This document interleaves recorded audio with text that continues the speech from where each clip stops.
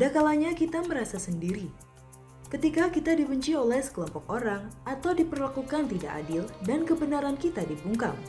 Dalam surat Al-Qamar ayat 10 diceritakan tentang Nabi Nuh alaihi salam, seorang nabi yang telah berjuang dan menghadapi penolakan selama bertahun-tahun. Di saat terberatnya, Nabi Nuh alaihi salam berdoa memohon pertolongan kepada Allah Subhanahu wa taala. Ini mengajarkan kita bahwa kadang kita juga perlu meminta bantuan dan tak perlu malu untuk berharap ketika berada dalam keadaan sulit. Jadi, jika Anda merasa ditentang atau diperlakukan tidak adil, ingatlah Anda tidak sendiri. Ada yang mendengarkan dan memperhatikan. Sesungguhnya Allah Subhanahu wa taala Maha melihat dan Maha mengetahui. Ia akan mengetahui setiap perbuatan manusia, sehingga janganlah jadikan dunia ini sebagai ladang berbuat maksiat. Allah Subhanahu wa taala tidak pernah lalai dan lupa. Maka bertaubatlah sebelum terlambat dan ajal menjemput.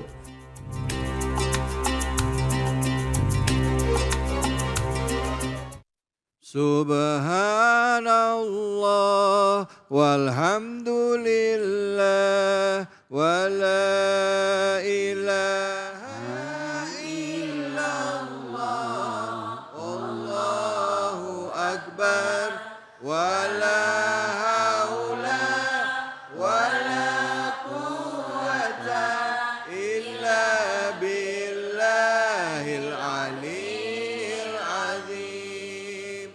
Subhanallah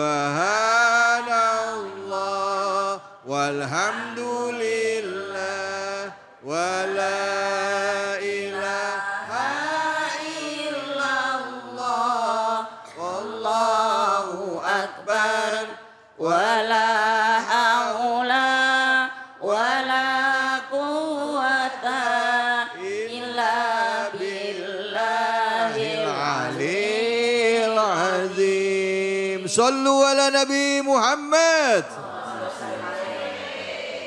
A'udzubillahi minasyaitonirrajim. Bismillahirrahmanirrahim.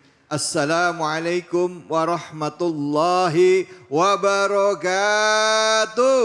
Waalaikumsalam warahmatullahi wabarakatuh. Bu, gimana kabarnya? Luar biasa. Allahu Akbar. Sehat? Badan sehat? Jiwa sehat? Dompet sehat? Kalau dompet sehatnya kencang banget ada dua nih artinya. Emang benar-benar sehat atau berdoa semoga jadi sehat. Bener kan? Baik, alhamdulillah, alhamdulillahirabbil alamin. Puja dan puji kita panjatkan atas kehadirat Allah Subhanahu wa taala. Tidak lupa kita berikan salawat dan salam kita kepada manusia yang mulia Nabi besar Muhammad sallallahu alaihi wasallam beserta keluarga, sahabat dan umatnya yang setia hingga akhir zaman. Dan alhamdulillah hari ini kita bisa bertemu bersilaturahim dalam program kesayangan kita yaitu Cahaya Hati Indonesia. Bu, Bu, pernah nggak ngalamin kalau kita yang sibuk pergi untuk memperbaiki diri ke masjid, ikut ngaji, ikut kegiatan sosial, tapi malah dicemooh sama orang. Ada yang ngalamin kayak begitu? Mana orangnya? Kita niatnya memperbaiki diri, keluar dari lingkungan teman-teman kita, tapi malah dikatain so alim lu. Ada yang begitu ada? Mana orangnya? Bu, memang gak gampang pada saat kita mencoba untuk menegakkan kebenaran, tapi lingkungan kita gak siap. Malah mereka cenderung membenci kita. Cenderung menjelek-jelekan kita. Dan gak jarang yang ngasih fitnah ke kita. Betul apa betul? Betul. Tema kita udah pas banget. Kali ini kita akan bahas tentang saat dunia membencimu. Kalau kamu mempertahankan kebenaran, maka Allah akan menjadi penolongmu. Amin. Dan kesempatan pertama sudah hadir bersama kita, guru kita Al-Habib Al-Mukarram, Habib Nabil Al-Mursawa. Untuk itu kesempatan kami berikan pada beliau. Silakan Habib, fadhal. Bismillahirrahmanirrahim. Assalamualaikum warahmatullahi wabarakatuh. Waalaikumsalam warahmatullahi wabarakatuh. Alhamdulillah wassalatu wassalam ala sayyidina Rasulillah Sayyidina Muhammad ibni Abdillah wa ala alihi wa sahbihi wa mawalah, amma ba'd. Ibu-ibu sehat, Bu? Pada puasa apa enggak ini? Kok kelihatannya bengong kayak belum sarapan ini, ya. Mudah-mudahan udah sarapan semua, sehat semua. Amin. Tadi kata Ustadz Dr. David, kantongnya juga sehat semua. Amin. Baik ibu-ibu sekalian dan juga bukan hanya yang di masjid, tapi juga para pemirsa Cahaya Hati Indonesia dimanapun berada. Ya. Kali ini kajian kita, saya akan membahas tentang tafsir surah Al-Qamar. Ya. Sebelum kita masuk ke tafsir surah Al-Qamar, saya ingin menjelaskan dulu bahwa surah Al-Qamar ini termasuk surah Makkiyah. Ya. Ibu-ibu sekalian, para ulama menyatakan perbedaan surah Makkiyah dengan Madaniyah itu ada 3 pendapat. Pertama, mereka ada yang menyatakan surah Makkiyah itu turun di Mekah. Madaniyah turun di Madinah. Tapi pendapat ini enggak kuat. Kenapa? Ada ayat-ayat yang turun bukan di 2 tempat itu. Masuk di mana? Misalnya ada ayat yang turun di Tabuk. Bahkan ada ayat yang turun di Baitul Maqdis, Palestina. Itu tidak termasuk kalau begitu. Ya. Ulama yang lain menyatakan Makkiyah itu adalah surah yang ditujukan kepada masyarakat Mekah. Cirinya selalu dimulai dengan Ya Ayuhan Nas, kata mereka. Ya. Sementara Madaniyah adalah surah yang diturunkan untuk orang-orang di Madinah. Maka dimulai biasanya dengan Ya ayyuhalladzina amanu. Tapi ternyata ada juga yang enggak begitu. Misalnya tentang munafik. Itu enggak ada ya ayyuhalladzina amanu, ya ayyuhan nas, ya ayyuhal munafiqun. Ya orang-orang munafik. Nah, maka yang paling kuat adalah yang ketiga, yaitu surah Makkiyah adalah surah yang diturunkan di periode Mekah 13 tahun. Walaupun di daerah manapun sepanjang itu 13 tahun di Mekah namanya surah Makkiyah. Adapun yang Madaniyah diturunkan pada periode Madinah, gitu ya. Nah, ciri-cirinya diantaranya surah ini, Al-Qamar. Ya, ini turun tahun ke-5 Bi'tsah, ibu-ibu. Ada yang tahu Bi'tsah itu apa? Apa itu, Bib? Enggak tahu. Tahun ke-5 dari kenabian, turunan. Iya. Jadi ada hijrah, ada Bi'tsah. Kalau hijrah itu setelah hijrah ke Madinah, itu hitungannya hijrah, 1 hijrah, 2 hijrah. Tapi sebelum hitungnya gimana? Bi'tsah. Ya. Kalau dibilang ke-5 Bi'tsah, berarti tahun ke-5 setelah beliau diangkat sebagai Nabi oleh Allah Subhanahu wa taala.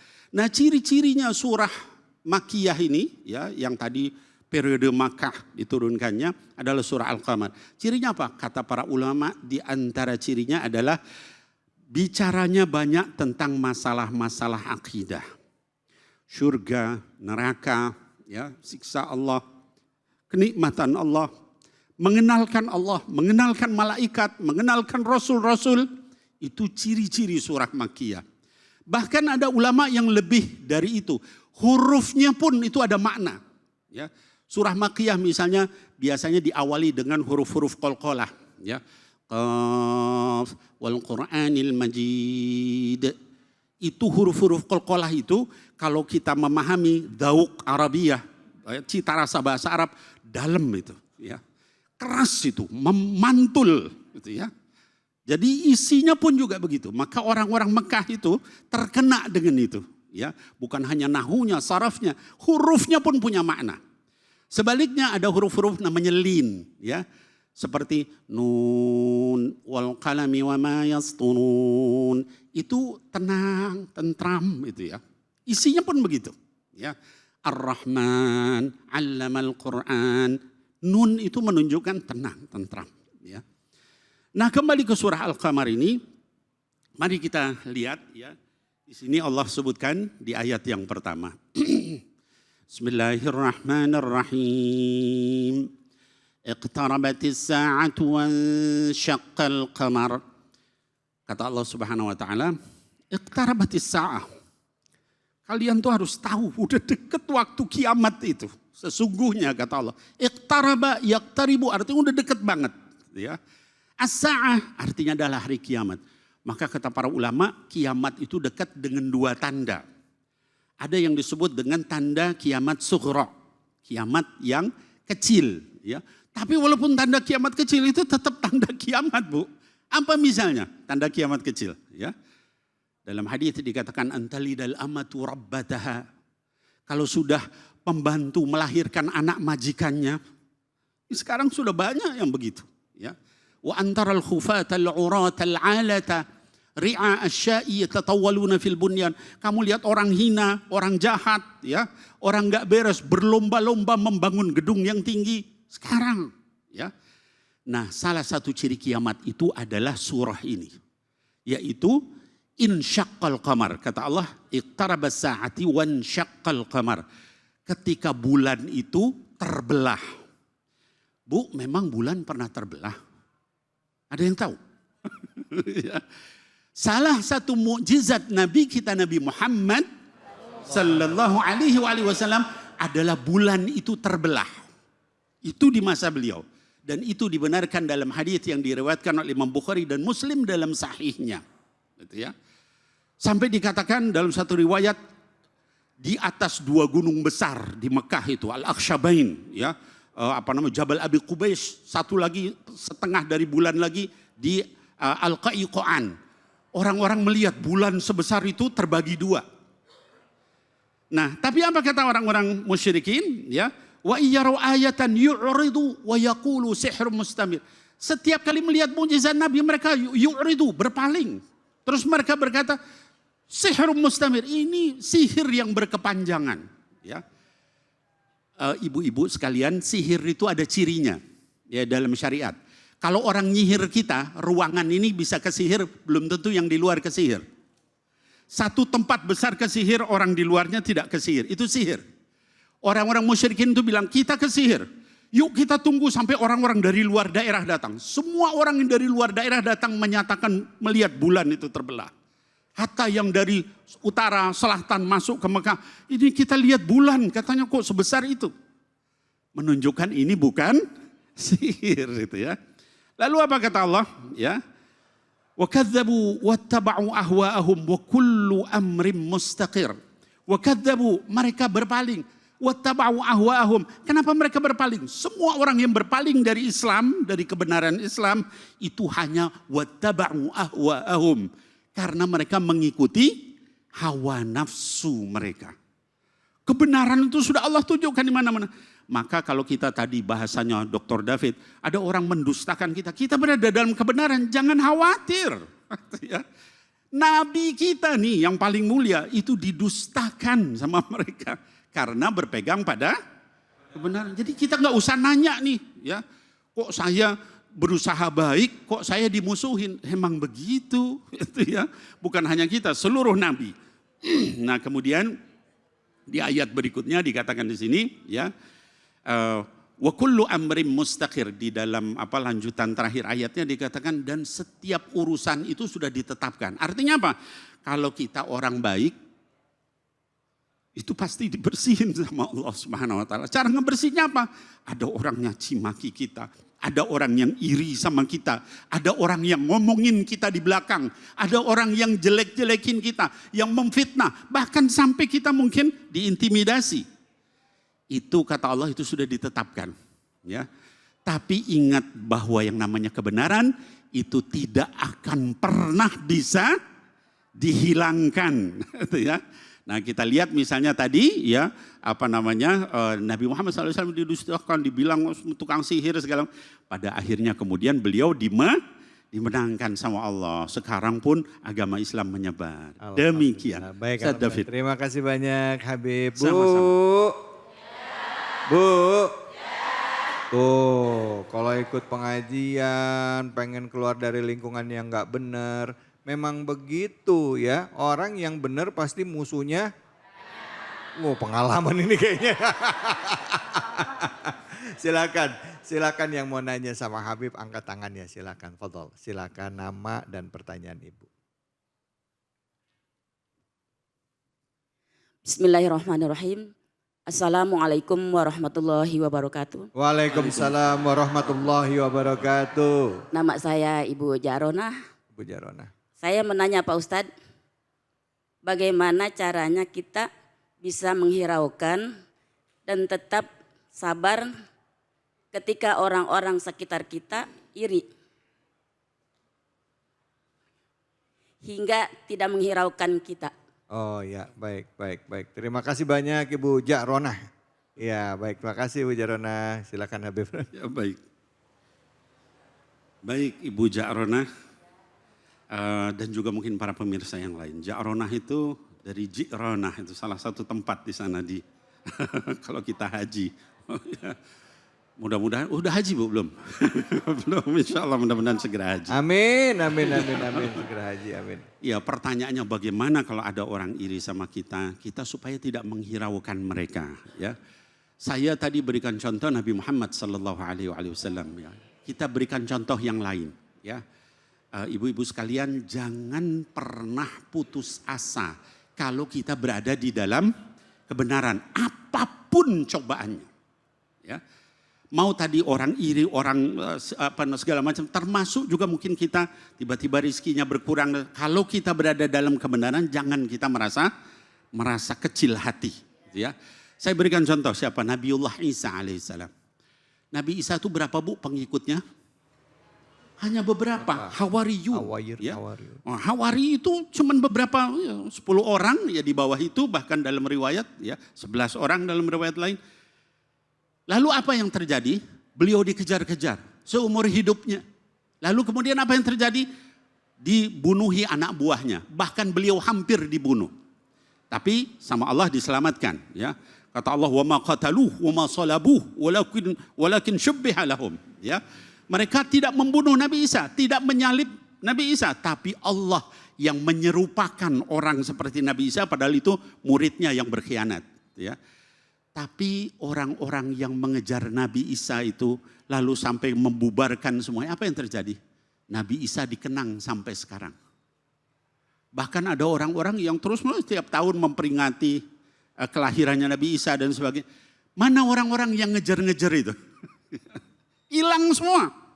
Wahib itu kan nabi, kita kan bukan nabi. Ashabul Kahfi. Siapa Ashabul Kahfi Bu? Nabi bukan? Bukan ya. Tapi mereka diberikan sama Allah mukjizat, ditidurkan 309 tahun dan surahnya dibaca sama kita sampai akhir zaman. Siapa? Innahum fityatun amanu bi rabbihim. Mereka itu ABG yang beriman kepada Allah. Sampai akhir zaman dibaca tiap malam Jumat. Ya. Padahal mereka adalah para pemuda biasa, tapi karena beriman kepada Allah, istiqomah di jalan Allah, maka jadilah kita yang istiqomah. Nanti insya Allah Allah akan menghancurkan semua orang-orang yang tidak baik itu. Lalu kemudian Allah mengangkat derajat kita baik di dunia maupun ya akhirat. Amin ya Allah ya Rabbal alamin. Baik, terima kasih banyak Habib. Bu, sama-sama. Sudah terjawab ya Bu ya? Bu, ada mau nanya lagi nggak? Banyak kok ditanya mah dipancing. Baik, Habib, kalau misalnya sekarang saya tanya nih Habib tentang orang-orang yang mendapatkan ujian ya. Misalnya di dalam satu lingkungan mereka coba memperbaiki, misalnya di kantor ya Bu ya. Bu, di kantor orangnya jujur, tapi lingkungan kantornya banyak yang nggak jujur. Malah orang jujur itu karirnya mandek Bib. Nah, itu gimana kita ngadepinnya? Atau sebaiknya lebih baik saya keluar aja dari kantor itu, atau misalnya saya tetap bertahan di sana, misalnya silakan Habib. Baik. Bismillahirrahmanirrahim. Ini pertanyaan bagus. Jadi ibu-ibu sekalian dan juga mungkin para pemirsa yang lain yang muda dan sebagainya yang sedang kerja. Bagaimana kalau kita di lingkungan tidak kondusif, tidak mendukung, lalu kemudian apa kita pindah apa enggak? Dalam syariah itu sepanjang kita tidak terganggu melakukan kebaikan, lalu kemudian kita tidak ikut dalam kemaksiatan, lalu yang ketiga kita bisa bertahan di situ, silahkan terus. Soal pindah atau enggak itu pilihan kita, Ustadz, Dokter. Ya. Nah, tapi kalau kita melihat ada tempat yang jauh lebih baik, Mungkin dari sisi mungkin dunianya lebih baik, tapi juga akhiratnya, orangnya soleh. Kita di dakwah nggak dihalangi, kita misalnya sholat nggak suruh-suruh berhenti. Alangkah baiknya kita pindah ke lingkungan yang lebih baik. Kenapa? Karena di dalam Islam bi'ah salihah itu sangat mempengaruhi. Almar'u ma'adini khalilih. Orang itu nanti akan sangat dipengaruhi sama teman dekatnya. Kalau teman dekatnya nggak baik, lama-lama dia bisa terpengaruh. Nah mudah-mudahan kita semua dijauhkan dari lingkungan yang tidak baik. Amin ya Allah ya Rabbal. Amin. Begitu Amin, dokter. ya. Terima kasih banyak Habib. Bu. Jangan mana-mana, kita akan lanjut lagi tetap di sini di Cahaya Hati Indonesia.